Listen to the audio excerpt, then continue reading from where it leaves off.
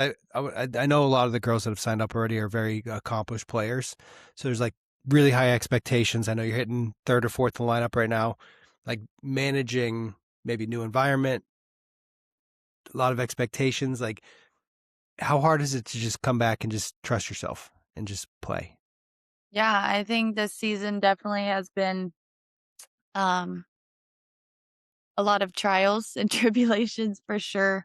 Um but I feel like I'm on the tail end of it. But coming into it and having all of these expectations, whether it was my own expectations or the fans, coaching, whatever it is, and then on top of these expectations, our team originally wasn't winning a lot. So I'm like, I need to show up for my team. I need to do all these things. And that became a lot. And like looking at these at bats, I'm like, those are such a wash. Like I wasn't even there mentally, literally at all, to be able to judge. And it's frustrating, but you just have to ride the waves. And I'm at a place now where I'm just am so detached to the outcome that I'm able to get my swing off. I'm able to recognize pitches and be in a good space. This I keep replaying this one because I love when I see hitters. You can almost tell when they feel something.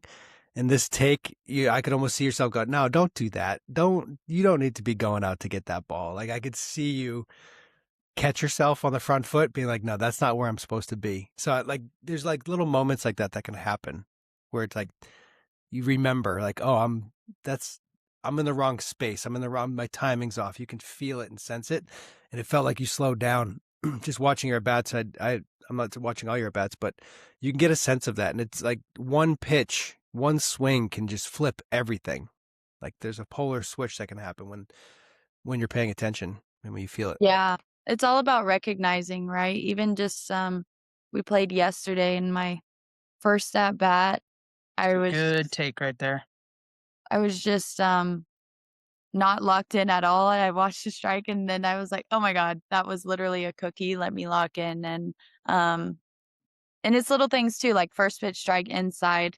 I remember thinking, not only was I not on time, but now that they think they have me on time there, maybe I'll get a change up. And I got a change up and hit a P-Rod down the third baseline. The third baseman came out of nowhere and caught it, but whatever.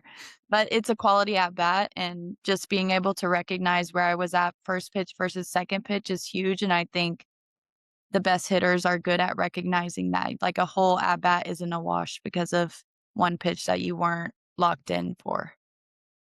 I had you safe on this, by the way. I slowed it down. I watched it frame by frame. We need replay. She was safe. I wanna go back to something that you said because I think you made a really powerful statement that you just kinda breezed through, but Bailey's one of the best hitters in the world and literally just admitted that she's like, "I didn't feel mentally checked in at times, and these at bats were just a wash."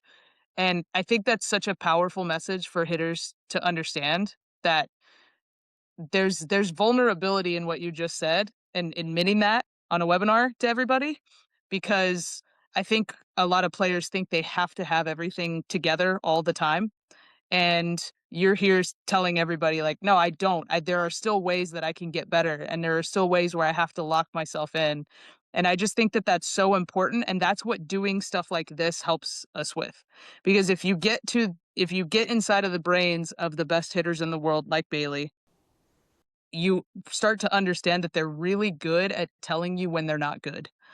And that's okay. It's okay to not be good. It's okay to sit there and say, "Hey, I needed to get better at XYZ." And then they go and do that. They put the work in to go and do that. But it starts with this realization of that versus I think a lot of athletes fight that. A lot of players fight the need to be vulnerable and say, "Hey, I need help and I need to get better at this." And so that's hopefully what this app will help us do is it helps us understand where we're at if we're just honest with the process. And so I just wanted to say thank you, Bailey, for telling everybody that because I don't think that's an easy thing to admit.